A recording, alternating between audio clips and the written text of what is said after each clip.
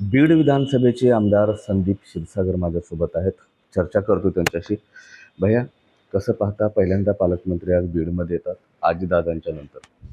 नाही, खूप दिवसापासून लोक डीपीडीसीची वाट बघतात आहे. जी काही दुःखद घटना झाल्यानंतर आज पहिल्यांदा डीपीडीसी आज इथं होती. आणि सगळ्या लोकांकडून अपेक्षा आहे, लोकांच्या अपेक्षा आहेत की जे जे काही दादांनी जाहीर केलेलं होतं त्या सुनेत्रा वहिनींच्या माध्यमातून ते मार्गी लागले. बीड मतदारसंघासाठी विकासाच्या काय अपेक्षा असतील? एक आमदार म्हणून, लोकप्रतिनिधी म्हणून जे काही लोकांच्या अपेक्षा आहेत, म्हणजे पाण्यासंदर्भात असतील, MIDC संदर्भात असतील, रस्ते संदर्भात असतील, अशा अनेक विषयावरती अधिवेशनात तुम्हाला मांडताना मी बघतो. विरोधी बाकावरती असल्यामुळं अडचणी येतात, लोकही हे समजून घेतात. पण प्रत्येक कामाचा पाठपुरावा तिथं बीड मतदारसंघाचा एक लोकप्रतिनिधी म्हणून माझा चालू आहे. तर गेल्या अनेक महिन्यापासून बीडमधलं सामाजिक वातावरण जे आहे ते अस्वस्थ करणारं ठरलंय. कुठेतरी विकास कामाला खीळ बसली असं वाटतं? हे बघा, खूप लोकांनी दूषित करायचं बघितला हा विषय. पण बीडचे लोक, बीड मतदारसंघातले आणि बीड जिल्ह्यातले लोकांना हे कळलेलं आहे की कोण दूषित करते. त्याच्यामुळे वातावरण सध्या शांत आहेत. लोक अपेक्षा करतात ते आता DPDCच्या माध्यमातून किंवा पालकमंत्री सुनेत्रा वहिनी आहेत आणि जे काही दादांनी शब्द दिले होते ते मार्गी लावतील. अजित पवारांनी सुरुवातीला पहिल्यांदा DPDCची बैठक घेतली होती. त्यामध्ये गदारोळ झाला होता वाटा मिळण्यावरनं. तुम्हाला किती वाटा अपेक्षित आहे?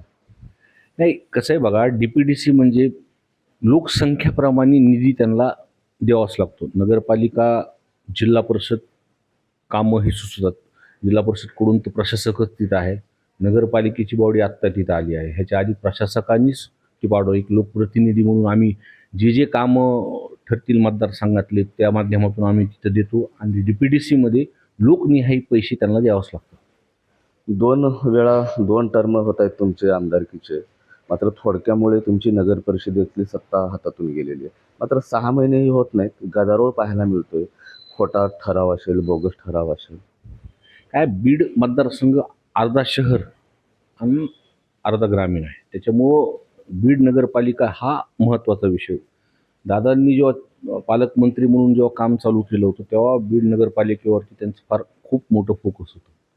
आणि बीड नगरपालिकेच्या निवडणूक झाल्या आणि कुणी ह्याच्यामध्ये दंड ठोकतो नाही किंवा कुणी ह्याच्यामध्ये आपल्यामुळं झालं आहे असं काही समजू नये. कारण का, दादांनी ही निवडणूक स्वतः हातात घेतली होती. आपण जर बघितलं की पहिल्यांदाच मला असं दिसलं की स्थानिक स्वराज्य निवडणुकीमध्ये DCM साहेब म्हणजे दादा हे प्रचाराला आले. एवढंच नव्हे तर मुख्यमंत्री साहेबसुद्धा इथं प्रचाराला आले आणि दादांच्या इथं 2 सभा झाल्या. म्हणजे महानगरपालिकेच्या ठिकाणी नेते लोक ताकद लावतात हे आपण बघतो. पण बीड नगरपालिका अनगरपालिका आहे आणि या नगरपालिकेमध्ये DCM साहेबांच्या 2-2 सभा होतात. दादा अक्षरशः वॉर्डमध्ये फिरले. दादांनी सांगितलं आणि मी जे सांगितलं की कुणी आपला दंड ठोकतो नका.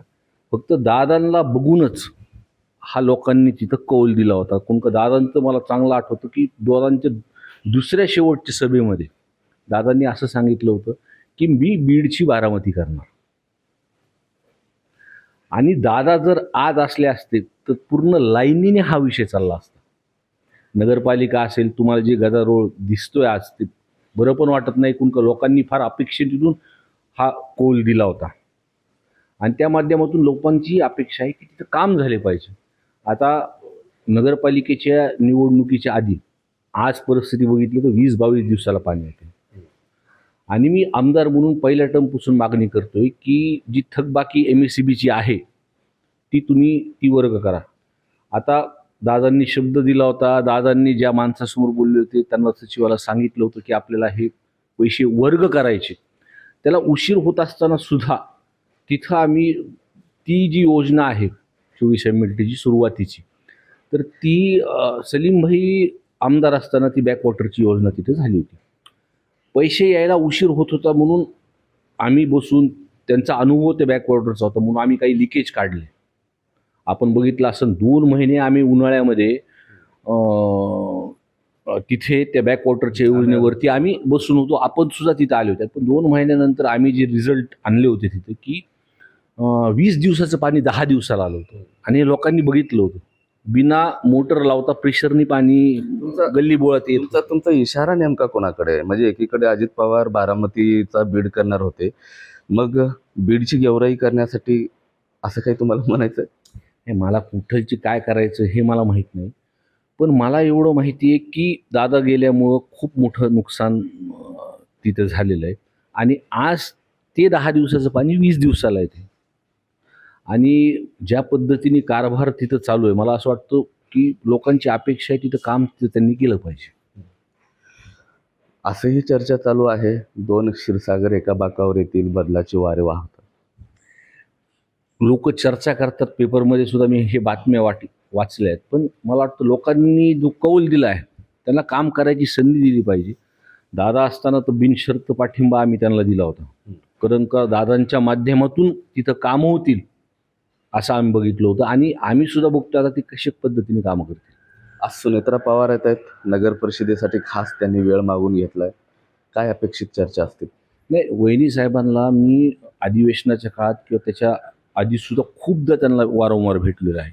सगळ्यात महत्त्वाचा बीड नगरपालिकेचा जो प्रश्न आहे की आज 20-22 दिवसाला पाणी येतं आणि त्या संदर्भात जी ती थकबाकी जी आहे MSEBची, जी इतर ठिकाणी सुद्धा माफ होऊन सुद्धा चालू आहे. म्हणजे ती योजना 25 MLTची पूर्णपणे तयार आहे. ती जर थकबाकी आपण जर तिथं भरली तर आपल्याला आठवड्याला बीड शहरामध्ये पाणी होईल. हा महत्त्वाचा विषय आणि मी या DPDCच्या बैठकीमध्ये किंवा जे आपण त्या बैठक घेतील ह्याची मागणी मी अधिवेशनात सुद्धा प्रत्येक अधिवेशनात केली आणि या बैठकीत सुद्धा करणार. दंड थपवू नका हा सल्ला आहे का इशारा आहे? नाही, सल्ला इशारा नाही, गैरसमज करू नका. हे विसरू नका. तुम्ही अडचणीत होते तेव्हा नगरपालिकेच्या असताना, तुम्ही अडचणीत असल्यामुळेच तुम्ही दादांना 2-2दा विनंती करून बोलवलं. तुम्ही वॉर्डमध्ये फिरवले अजितदादांना. त्याच्यामुळे गैरसमज करू नका, हा त्याच्यात भाग आहे. आता तुमच्याकडे दिले तर तिथे कामं करायची अपेक्षा लोकांकडून आहे. नक्कीच नगर परिषदेमध्ये सध्या तरी बदलाचे वारे वाहत आहेत, तर दुसरीकडे संदीप क्षीरसागरांनी देखील आता विजयसिंह पंडित जे गेवराईचे आमदार आहेत आणि बीडमध्ये ते सध्या वास्तव्यात आहेत आणि दंड थोपू नका किंवा कामं जपून करा असा इशारा त्यांनी दिलेला आहे. एकंदरीत जर बघितलं गेलं तर आज पालकमंत्री जे आहेत सुनेत्रा पवार बीडमध्ये आहेत आणि त्याच अनुषंगानं संदीप क्षीरसागरांना यांनी देखील एक वेगळा इशारा पंडित घराण्यांना दिलेला आहे. कॅमेरा पर्सन अक्षयसह मी महेंद्र कुमार मुधोळकर, G24 तास, बीड.